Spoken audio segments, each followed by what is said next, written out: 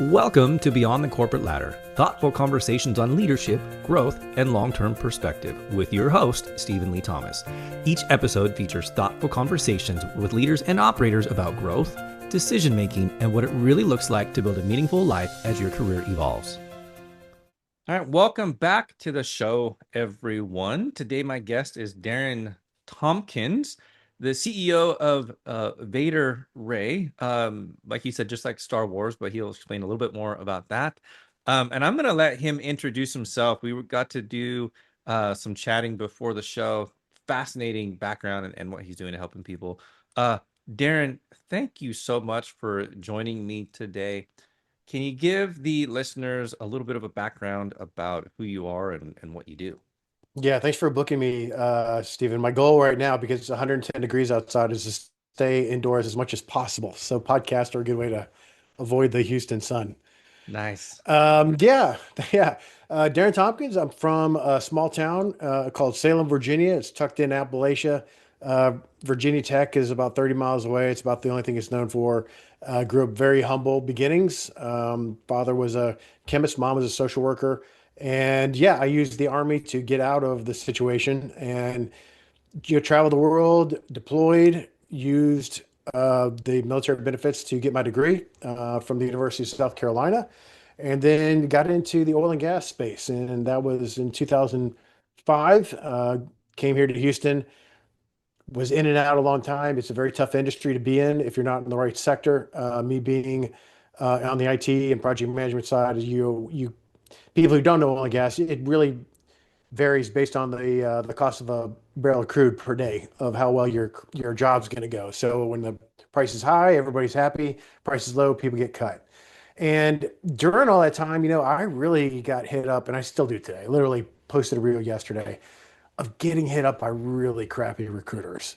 And so, with this long history of seeing how bad it can be, once I kind of got introduced to it as a job opportunity, I said, you know what, I can do this better, leaner, faster than everybody else. So, did it for a couple of years on the W-2 side. Was very fortunate with that I could see the writing on the wall. Hey, I can do this on my own, keep all my money, and again, implement my own SOPs and whatnot to help people out. And yeah, 2023, September 2023 is the date that my wife, who's our CFO, said, you can go ahead and do it yourself. And here we are. We've been thriving and, you roll with the punches like everything else, Mhm. depending on how the job market goes, because you never know what happens with people and their changes. And yeah, here we are on your podcast. And here you are as an entrepreneur, full time, successful, growing. That's amazing, man. Man, there's tons of questions I could ask just in that space. I was talking to most recent show I did was someone who's HR, but not in HR, not in the recruiting space. Um, and I was sharing with them, when I first started in the corporate space, I thought like, HR and recruiters, like I didn't really like them. They weren't my friend. Mm. And I changed my whole mindset there to realize it's like really the most important partners you can have in an organization. And so They're you were like the gate. sharing, They're like the go gate ahead. guards at a military post What's that? base. They're like the gate guards at a military post. They're the first people you see. And Yeah. me being military police, I used to have to do that. Later on, you kind of see them more of like political commissars, like they get you in, and then they're like, "Don't screw up." But yeah, I get it. Yeah, but looking at him as the right partner and having hired people over the years, it's really important of getting the right people in your team, in your organization, to align with your culture. That there really is a lot to it. I think there's a more than just skills, probably an art involved. And so you are primarily helping, if I'm understanding correctly, but help me out with it. You're primarily helping maybe someone like myself who's an entrepreneur, started something, and now I need to grow a little bit. I need to start to scale, right? So can you explain to us how you step in and help someone like an entrepreneur, CEO, something like that, get to where they want to go? Yeah. You have companies that are startups, right? And then you have companies, we have organizations, oil and gas, have been around for 20, 30 years that we work with, right? Okay. Bit different situation when you've got hundreds and hundreds and hundreds of people working for you versus, a small team. Different techniques, like you said, different creativity. Recruiting is a process. So if we can get you to abide by the process from here we go from A to Z, that's great. But there's a big creative process that has to go into that. And these two things have to balance out, or it's going to be a big mess, right? You need to hire people, but you don't have the time, right? Ultimately, you're going to have to be the guy to interview if you're that owner, hiring manager. Hmm. And if you don't have time, to do it, candidates nowadays, they'll leave. If they don't hear from you within a couple of days, like, well, I'm just going to go do this other thing because, everybody gets hit up by recruiters, all the time. And in big companies, that can be very difficult because you have multiple levels of red tape. You could have you as an entrepreneur, maybe you only need to have one interview before you make a decision. These megacorps can take them through five, six rounds of interviews. And again, you're trying to hook the candidate in the same way that the candidate is trying to hook you in of why they're going to be the best candidate ever. And make no mistake, every candidate thinks they're the best candidate ever, whether they're qualified or not. Right. In our business, we work with the client. That's who puts up the money to initiate the recruiting process. Anybody. This is for your listeners. Any recruiter ever tells you, "Hey, you pay me 5 grand, I guarantee you, I'll get you a job." Get the hell out of there, man. That's the biggest scam ever in this business. But it's up to you to decide when you need to scale. And I tell people you need to scale when your job is more than 40 hours a week. You have the alpha types are like, well, I can work 80 hours a week and damn it, everybody else has to work that way and I can manage it. You can't, especially like you and I with the young kids. You can't, because Right. other things happen. So the 40-hour week is really when you need to determine, okay, do I need somebody for an additional 40 hours? Or maybe I need a part-time, or maybe I need a VA for 5 hours a week. You need to figure that out and understand the plan that you're going with to the positions that you need to fill. Because if you're just like, well, maybe I need this, maybe I need that, that's the wrong time to initiate recruiting. You need to have a solid plan in place. That makes sense. So when Darren and I were talking before the show, I was telling him, I said, "Hey, I said I've got two little kids, and they've got one of their friends who's stay the night 2 nights now." And I said, two of them have eaten breakfast, and I got to go over there. So that's where he's talking about that balance of your 40 hours plus your family. I think you spot on there because I tell my wife this. She's really good at helping me not work more than 40 hours. And I say that in a very loving way because she like, I'll sneak over into my office and try to get some work done. But, where's the balance in that? So I think what you said there is very insightful and helping to scale that. Um, now here's the other thing that happens as someone who's building something, no one can do it as good as I can. I'm busy. How do I balance that? Do you come across that, and how do you help people get through that? Yeah, and a lot of times what will happen if somebody decides they're going to be an entrepreneur, what they do, they can either bootstrap it the way we did, right? Or they will go out and get a big loan, they'll get investors, they'll have an idea of the types of people they think they need, but the people that they think they need are actually people doing the job that you, as the owner, CEO, should be doing. You know, Hmm. they come in like, oh yeah, and let's go hire a big picture person and a sales guy and all these other things. Like, no, that's you. That's your job as the Hmm. owner, CEO. If you have the money to waste to hire somebody else, nobody's going to rally around you as the owner CEO. You have to plant that flag. And if you go too fast, you're just going to lose control of it. And, it's great to do that fundraising later, but make sure you know what you need when you need it. I want to shift gears a little bit. So we've been talking about, someone who's like, I've got this business, I've got this company I'm building, maybe I need to start thinking about bringing someone onto my team. There's a whole world of people out there who are a little bit earlier on. Okay.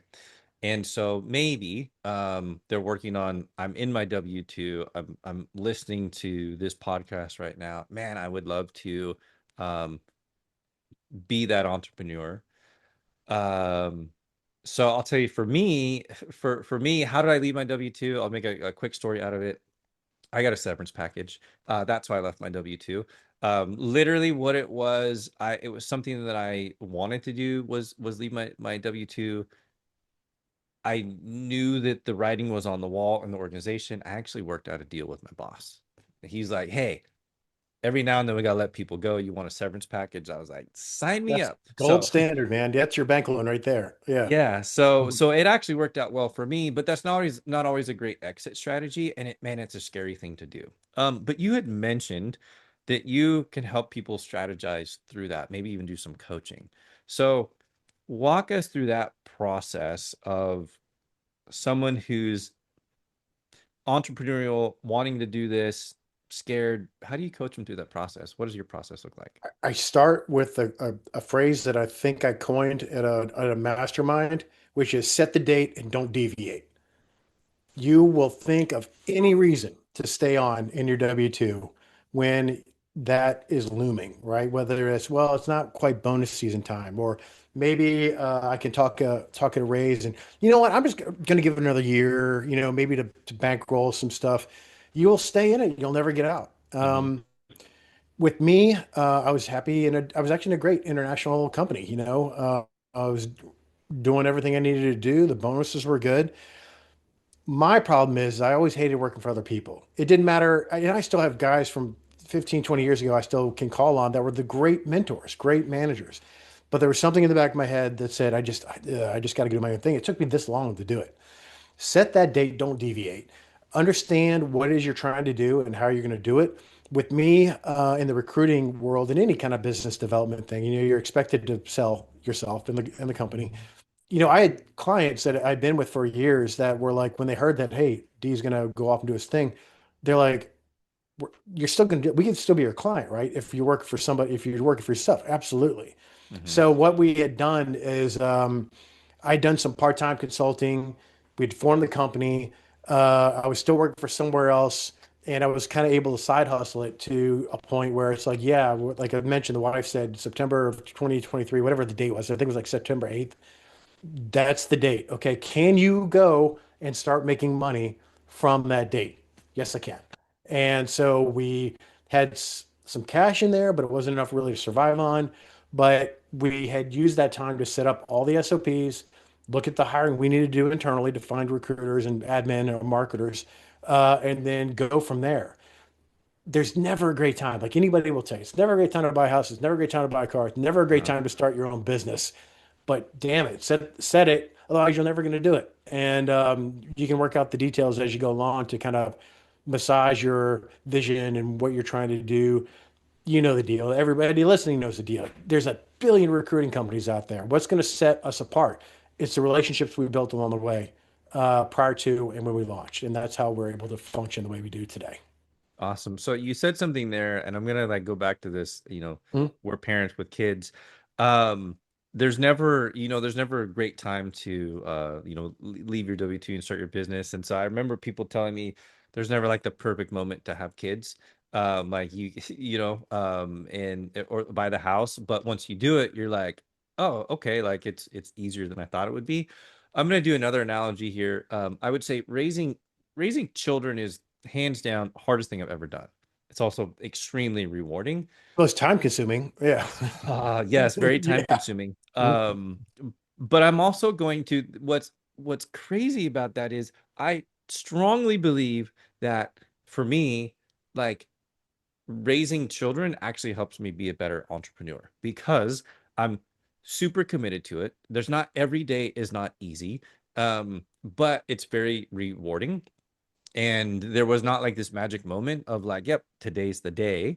But now going through this journey, I'm gonna say, being an entrepreneur is probably the second hardest thing I've ever done, second to having children. And once you start doing it, you wake up, you do it, it's not that bad. But I think it's really scary. There's like this like, oh, it's scary, it's hard. And I'm making it sound probably harder than it is. But You're gonna do scare your you younger crowd off. what's that? You're gonna scare your younger listeners I'm off. gonna scare Like, the oh younger yeah. listeners off. Um, but you can't you can't in if you don't do it, you can't enjoy it. Like you can't ever get those rewards. Like yeah, there might be something like scary about it, but what are all of the other things like what are all the things on the other side of it that you just never get to experience? And that's what I absolutely love about it. So do you come across people that have like that I'm gonna use the term limiting belief, maybe you frame it up a different way, but people that have like this limiting belief of like I can't do it. It's too scary. Like it's going to be too hard. And how do you deal with that? So I'm going to back up for a sec.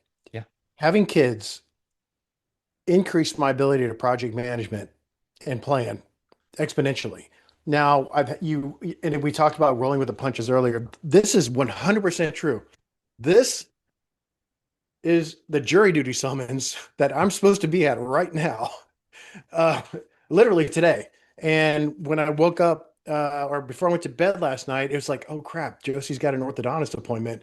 My wife works for BP full time, so I have to go do it. There's nobody else to do it. So Mhm. I filed the exemption at the 0 hour to get out of it, which is why you and I are talking now. Otherwise, I would have had to, you know, push us off. Uh-huh. Uh-huh. But, um, but yeah, the child thing, if you can plan for it, do it. Other times, nature just takes over, and it's never at the right time. Like that's where it all came around. Yeah. Um, Now, when it comes to the business side, again, it comes to like planning, have time for your kids and all that. I have literally created this company based around my personal life. Like I don't want a million clients. I have plenty of free time to do that stuff. I cook 90% of the meals. Uh-huh. I take Uh-huh. the kids I drop them off for the school every day. I volunteer at the school 3 times a week. We just got back from a big European vacation last Tuesday. That's how I want it to revolve. And if like we go back to the timing thing, if I'm working in this 8 hours, 80 hours a week, yeah, we're probably doing better business wise, but my life would be miserable. And I just wouldn't have the connection to the family. So the kids helped you do the balance. I love that. So yes, later today I got another call, but then we're going to the John's Incredible Pizza, right? We're gonna go and the kids are gonna play for a few hours. I just like, all right, cool. Like I'm just gonna go do that. And then yesterday we had to take my son to the clinic because he's got the sinus infection, but it's all balancing that. But it's that lifestyle that you get to have, and so I appreciate your perspective that help you be a better uh, project manager there. Um, so I want to kind of in the same vein there. Um, the ultimate goal here is that you're helping people really build their dream, right? I mean, if I could sum it up, what you're able to do is help people implement and execute on building their dream, um, and scale that up. So because what happens is in the theme of the show is beyond the corporate ladder, we all kind of have this like, I want to have my exit plan and this is it. So things are going, well for you professionally, and for other people, eventually things are going a little bit better. What are your thoughts on it? Is very active. You don't want to be working 80 hours. At some point, we want to get over into this like more passive role. Time freedom, financial freedom. What are some of the strategies that you've been able to put in place or even planning on to help you allow to have a little bit more passive income so that you can have even more freedom as an entrepreneur? Yeah, I mean, passive income, this will be into two parts, right? It's passive income that you're generating, and then we're talking about time that you're generating also, because people don't really put the two together, right? Passive income is, hey, I worked a W-2 for a long time. My wife continues to work. We have great stock options. She gets, BP stocks and that kind of stuff. Um, I personally have not had my own insurance in a very long time, because she's been in this great corporate gig. Um, but it's also about getting your time back so you can focus on other things, which is when I was originally introduced to the VA world. It's like, okay, D, you're starting this company. I know you got a million things to do. What 5 or 10 things could you offload on somebody for very inexpensive amount Hmm. Hmm. that will get you your time back? And it's like, oh yeah, well, I really hate social media marketing because it's a full-time job. I can't edit my videos that I know I need to do to market the company. I hate running the social media pages, all the different platforms. Okay, well, here's some folks over here that will do it for less than the cost of a hour of babysitting, that can do all that for you. And so it's like, oh yeah, yeah, yeah. So now that I've experienced of how amazing that is to help you out in your life, um, it's like, okay, what else can I do with it? I have this team that I employ full time, that are doing many things for me and other clients. Well, now we're selling these options to help you out as an entrepreneur. We have it on our website. How many hours a week do you want to get back? And here's the things we can do to help you do that.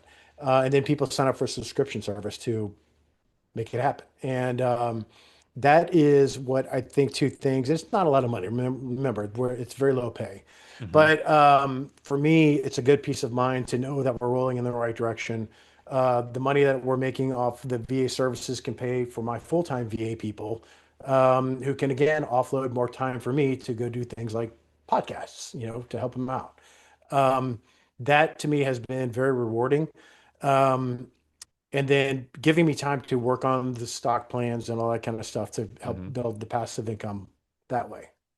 I love it. It sounds like you're very strategic and very intentional about your time and what is something that you need to be focusing on versus what can be offloaded. I think that's very valuable insight right there. I think it's a great perspective. As we come to the end of the show, someone listening, say earlier on this path in their career, um, what's something you wish you understood sooner about, helping other people get where they're at? So I'll frame it up this way. For the people that are listening, hey, I want to do this launch. I want to move over. I want to do this, go full time on my own gig. What's something you wish you knew sooner that you can share as advice to someone to help them on this journey? You're going to fail. You're going to fail a lot. And, I told you I'm a storyteller. If I talk to Steven and I say, hey, man, tell me about all your successes in life, and everything's bright and airy, and it's a very short conversation, right? Uh-huh. But when you talk about your failures to get to this point, then you get to the deep-seated personal relationships, right? Mm-hmm. Mm-hmm. I have failed many times. Some of it has cost a lot of time. Some of it's cost some money. Some of it has cost a lot of time and money. Um, but you have to be prepared for that, because if you think you're just going to launch and holy hell, this is going to be the best thing ever, I'm going to be retired in 2 years, that's a very small sliver of society that can do that. So just be prepared to fail and be prepared to come out the other side better. I love, like I said, I love talking to people on the coaching side. That's where I start. Tell me about your biggest failures, and let's figure out why it happened. And then I'm not saying you won't ever repeat those, because we're animals and that tends to happen. Uh-huh. But um, comedians always say, a comedy is tragedy plus time. So they make great stories someday. And yeah, that's why it's just like, just let the past go and just go for it. I think that's probably the best answer I've ever gotten. Nice, nice. That's what I've been reminded known for, is great answers. That is so true. And so I was saying, being a parent helped me be a better entrepreneur. I would say that, like, leaning into this space as like starting a business, being an entrepreneur actually helped me be a better parent because, Darren, you're spot on. You are going to, like, you're going to fail a lot, but that's like, you have to look at it as like, that's how you're learning. So I remember this mindset I was taught is fail fast, fail forward. It took me a long time to really like understand what that means. But if you are of the mindset that failure is your friend, you're gonna go a lot farther. Which is what I hear you saying. Like, it's just part of the journey, and you get to learn from that and iterate from it. And so get out there and fail, right? And the last little bit of that, I'm going to add this anecdote. The more you succeed, the more you're still going to worry about what people are thinking about you. The more you fail, the less you give a crap about what the peanut gallery is thinking. That very true. Very, very, very true. Well, um, Darren, I've really, really, really enjoyed our time together. I would love to get some more stories from you, but our time is up. I know there's some people out there listening that could definitely take advantage of your services and how you can help them, what's the best way for someone to connect with you or your organization so that you can connect and start helping them out? Yep. Just check us out at vaderray.com, VADERRAY.com. Any of our websites, the numbers that you see there, the email, that goes directly to me. I'm a big believer in just being the point man for everything. So you won't get caught up in any red tape. Awesome. Well, Darren, again, thank you so much for joining me on the show today. And for everybody listening, we'll catch you in the next episode. Thanks, bud. It was great. Thanks for spending time with me today on Beyond the Corporate Ladder. If this conversation resonated with you and you feel like you have a perspective that could add value for others, you can learn more about being a guest at beyondthecorporateladder.com. Thanks so much for listening.